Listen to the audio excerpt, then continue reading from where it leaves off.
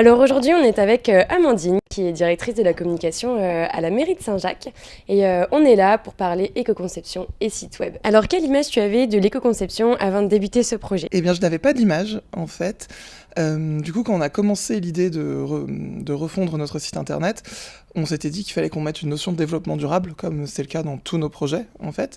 Mais en n'y croyant pas trop. C'est pour nous, de toute façon, c'est du numérique, on va faire au mieux, mais ça sera vraiment des détails. Et en fait, c'est au cours d'un atelier animé par Concept Image qu'on s'est rendu compte que l'éco-conception existait, que c'était vraiment un vrai truc autour du numérique. Et donc là, on a réarticulé tout le projet autour de cette idée d'éco-conception. Pour vous, c'était pas une évidence d'intégrer l'éco-conception dans le projet. C'est venu au fur et à mesure de l'avancée en fait de la refonte du site web. Voilà, exactement. L'idée, c'était que c'était du bonus si on arrivait à faire quelque chose. Et quand on a découvert que ça existait, là, par contre, c'est devenu central dans le projet. On s'est dit, on voit que ça existe, on en profite. On a regardé, on a vu que pas beaucoup de sites, mine de rien, qui étaient construits autour vraiment de l'éco-conception. Donc on s'est dit qu'en tant que service public, on avait aussi une carte à jouer de montrer l'exemple et puis d'être exemplaire sur le sujet. Qu'est-ce que tu dirais à une collectivité, une société qui a envie de se lancer dans l'éco-conception? Déjà d'y aller, que c'est passionnant, on a vraiment appris plein de choses, qu'il faut être prêt à tout remettre en question, parce que y a la question de l'éco-conception du site, mais après je dirais qu'il y a l'éco-animation du site, comment on le fait vivre, et ça on n'était pas forcément rendu compte au début, que ça nous oblige aussi à harmoniser tous nos choix éditoriaux autour de ça, qu'une fois que notre site est éco-conçu, qu'est-ce qu'on fait avec nos réseaux sociaux? L'idée c'est pas, on met plus de vidéos sur le site, mais on met tout sur ailleurs, donc c'est vraiment oblige à repenser toutes les pratiques numériques autour, et à être prêt à aller à fond dans le projet, donc c'est passionnant, mais préparez-vous à changer des pratiques. Aujourd'hui, tu es 100% ravi d'avoir lancé ce projet de refonte de site web en intégrant l'éco-conception. Tout à fait. Nous, on est ravis au sein de l'équipe projet. Ça a été que des super retours. Tout le monde a appris et été très content. On a eu des super retours des collègues qui s'emparent aussi, qui font vivre le site à travers nous. Et on a aussi eu des super retours des usagers, parce que c'est quelque chose qu'on n'a pas mis en une globale du site. L'idée, c'est pas de faire du greenwashing et de montrer, regardez comme on est bien, mais c'est juste de le faire vivre au quotidien. Mais il n'empêche qu'on a quand même bien sûr communiqué sur la démarche. Et c'est vraiment un bon retour qu'on a eu des usagers qui justement nous posent des questions de on savait pas que le numérique, ça pouvait... soit on savait pas que le numérique, ça pouvait polluer autant, ou au contraire, on savait pas que le numérique pouvait un petit peu être éco-conçu. Donc voilà, que de bons retours et on est ravis. Pour faire vivre votre site en intégrant l'éco-conception, est-ce que vous avez des freins?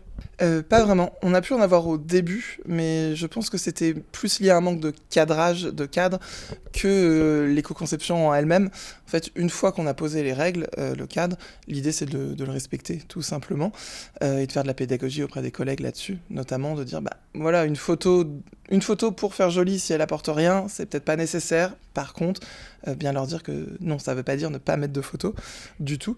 Et par exemple, on s'est posé la question on avait le réflexe un peu, sans réfléchir, vraiment un réflexe, de mettre nos conseils municipaux en vidéo sur le site. Mais en fait, c'était une vidéo où il y avait que de l'audio.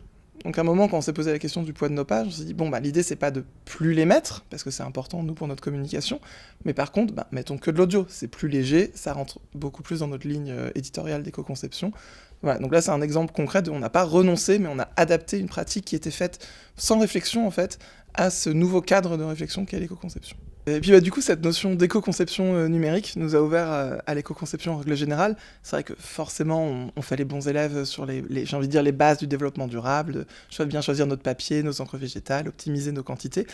Mais derrière, de penser l'écologie dès la conception, comme on l'a fait pour le site internet, et pas que dans la production.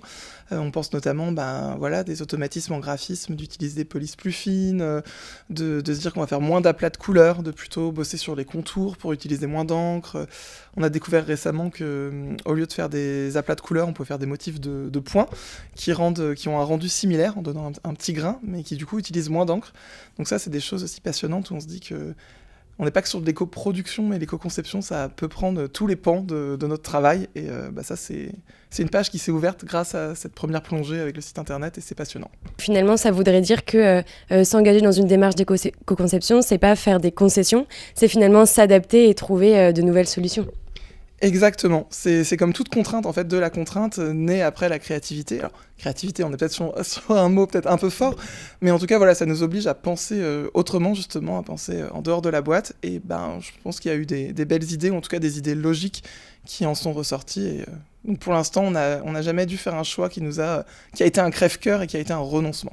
Merci beaucoup, Amandine, pour ces retours.